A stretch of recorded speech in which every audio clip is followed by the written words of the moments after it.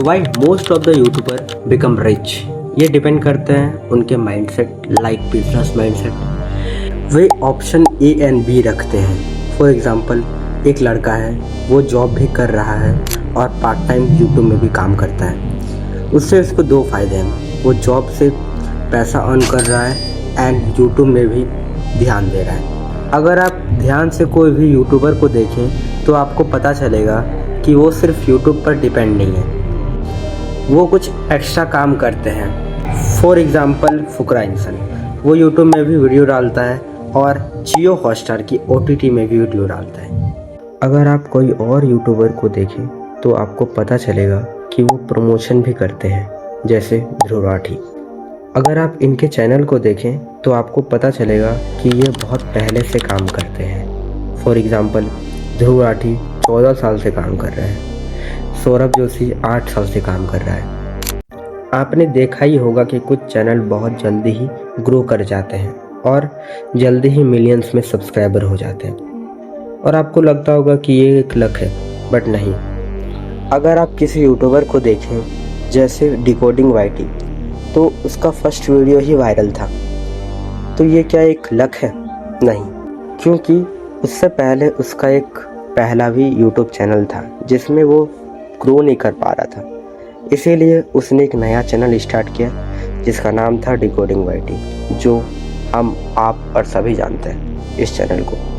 मैं तो आपको भी बोलूँगा कि एक नया चैनल बनाओ और आप भी वीडियो डालो, क्योंकि जैसे यूट्यूब में चैनल बढ़ रहे हैं वैसे ऑडियंस भी बढ़ रही है। नहीं हुआ करते थे, वो अब खुल गए यूट्यूब, इंस्टाग्राम, फेसबुक, टिकटॉक के नाम पर। इन सभी सक्सेसफुल क्रिएटर्स ने या कहूँ एंटरप्रेन्योर्स ने यूट्यूब और इंस्टाग्राम को किसी स्टार्टअप के नजरिए से देखा। अब मॉडर्न बिजनेस टेक्निक को जानने से पहले उस कहानी को सुनते हैं जो ट्रेडिशनल बिजनेस की कमियों को बतलाता है। तो चलो, माना आपने मार्केट में एक गैप नोटिस किया जहाँ डिमांड तो है पर सप्लाई की कमी है, और उसको सॉल्व करने के लिए आपके पास एक तोड़ू आइडिया भी है जिसके सहारे आप अपना एक बिजनेस बिल्ड कर सकते हैं। पर एक बेहतरीन आइडिया को बिजनेस में तब्दील करने के लिए चाहिए होता है जबरदस्त इंप्लीमेंटेशन, जिसके लिए खर्चा करना होता है, यानी कि कॉस्ट ऑफ इम्प्लीमेंटेशन या एग्जीक्यूशन का खर्चा जनरली पहले के एंटरप्रेन्योर्स फंडिंग या इन्वेस्टमेंट के जरिए उठाया करते थे, जिसमें जनरली बिजनेस के एसेट्स और इंफ्रास्ट्रक्चर आते हैं। पर चलो, ये पड़ाव भी आपने पार कर लिया, आपने अपने बिजनेस का ढांचा तैयार कर लिया, लेकिन किसी भी धंधे का नींव होता है उसका कस्टमर। अब आपको उन तक पहुंचना होगा, यानी कि अपनी रीच बढ़ानी होगी, क्योंकि ये मान्यता रही है कि जितना ज्यादा लोगों को आपके धंधे पर, आप पर भरोसा होगा, अल्टीमेटली जितना बड़ा कस्टमर बेस होगा उतना ज्यादा कामयाब बिजनेस होगा, जिसके लिए आपको वर्ड ऑफ माउथ और एडवर्टीजमेंट के भरोसे बैठना होगा। तो चलो, माना आपका ऐड देखकर, आपके बारे में सुनकर लोग आप तक पहुंचने भी लग गए, लेकिन उनकी पहली विजिट को परमानेंट बनाने के लिए आपको अपना कस्टमर एंगेजमेंट बढ़ाना हो। कई बार आप किसी दुकान में सामान सिर्फ इसलिए लेना पसंद करते हैं क्योंकि दुकानदार बहुत तमीजदार होता है, आपसे बड़े लहजे में बातें करता है। इसलिए बड़े बिजनेसेस में एंटरप्रेन्योर्स की वैल्यू प्रोडक्ट से कहीं ज्यादा होती है। लोगों ने स्टीव जॉब्स पर पैसा लगाया, एप्पल पर नहीं। वैसे ही तरीके में कस्टमर्स के साथ एंगेज रह पाना पहले आसान नहीं था, और इसलिए लोगों को बिजनेसेस को समझने में, एंटरप्रेन्योर्स को समझने में समय लगता था। क्योंकि लोगों को आपको समझने में अब समय लग रहा है, इसलिए आपके बिजनेस की जो स्पीड है वो काफी ज्यादा स्लो होगी। टाटा को भी टाटा बनने में अरसों का वक्त लग गया था, पर जब जड़ें मजबूत हो जाती हैं तो ऊंचाइयों का और कॉम्पिटिशन्स का डर नहीं रहता है, क्योंकि जनरली उन दिनों कॉम्पिटिशन्स लोकल हुआ करते थे, और अगर उन्होंने खुद में कुछ नया नहीं किया तो वो अक्सर बड़े बिजनेसेस की परछाई मात्र बनकर रह जाते थे। अब चाहे दौर कोई सा भी हो, अगर खुद को कस्टमर के ट्रेंड्स के साथ नहीं ढाला और खुद को इवॉल्व नहीं किया तो कब भीड़ का हिस्सा हो जाएंगे पता भी नहीं चलेगा। और इसके लिए जरूरी है कि आप कस्टमर्स के डेटा, यानी कि डेटा एनालिटिक्स का सहारा लें। पर उन दिनों और इस कैटेगरी में डेटा और सोर्सेज लिमिटेड हुआ करते थे। सेल्स रिपोर्ट और कस्टमर सर्वे उतने मददगार साबित नहीं हो पाते थे। पर जैसे ही टेक्नोलॉजी ने कदम रखा, सोशल मीडिया और इंटरनेट ने लोगों को सुख और सुविधा का एहसास कराया,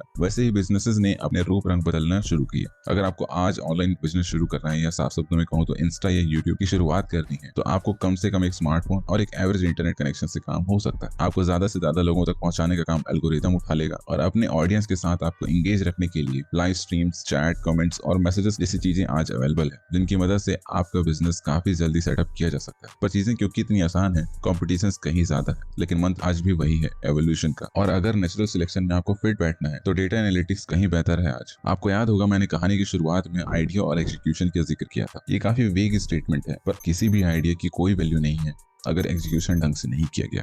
अक्सर जिनके पास आइडियाज होते हैं उनके पास एग्जीक्यूशन करने की क्षमता नहीं होती, और जिनके पास एग्जीक्यूशन करने की क्षमता होती है वो आइडियाज को लेकर तरसते हैं। अगर आप गौर करेंगे तो इन सभी कंटेंट क्रिएटर्स ने बिजनेस के फील्ड में कुछ नया नहीं किया है। वो आइडियाज, वो आइटम पहले ही एग्जिस्ट किया करते थे, बस इनका इम्प्लीमेंटेशन काफी तगड़ा और ऑडियंस थी जो कि इनकी पायनियर कस्टमर बनी, और वो पहला स्टेप काफी ज्यादा स्मूथ हो गया जो किसी ग्राउंड लेवल से शुरू किए बिजनेस के लिए काफी मुश्किल पड़ता।